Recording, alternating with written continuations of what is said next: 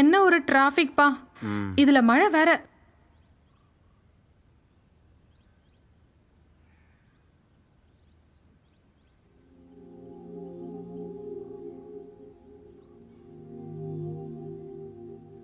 உனக்கு குடிக்க ஏதாவது வேணுமா? வேணாம்.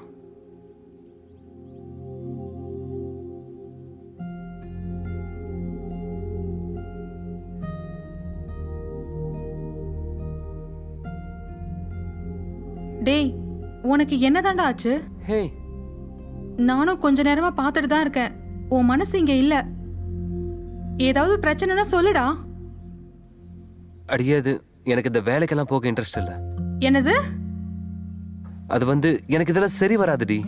இப்ப நீ என்னதாண்டா நினைச்சிட்டு இருக்க? வேலை வெட்டி இல்லாம அப்படியே உட்கார்ந்துட்டு இருக்கலாம்னு பாக்குறியா? எங்க அப்பா உனக்கு ஒரு வேலை வாங்கி கொடுத்தாரு, அதுவும் உனக்கு பிடிக்கலன்னு சொல்லிட்ட. சரி, வெளியே எங்கேயாவது போலான்னு பார்த்தா அதுவும் வேணான்னு சொல்லிட்ட. நீ என்னதான் நினைச்சிட்டு இருக்க? எவ்வளவு கஷ்டப்பட்டு நான் இதை இன்டர்வியூ வரைக்கும் கொண்டு வந்து சேர்த்திருக்கேன் தெரியுமா? நான் சொன்னேனா? என்னது? எனக்கு வேலை வேணும்னு உங்ககிட்ட சொன்னேனா?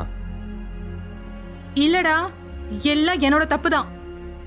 எந்த வேலை வெட்டியும் இல்லாத உன்ன கல்யாணம் பண்ணிக்கிறேன்னு வீட்ல கன்வின்ஸ் பண்ண பாரு, அது எல்லாமே ஏன் தப்பு தான். நீ எந்த வேலைக்கும் போக வேண்டாம்டா, இப்படி வீட்லயே உட்காரு. அம்மு, நான் அப்படி சொல்லல. நான் சொல்றத கொஞ்சம் கேளு.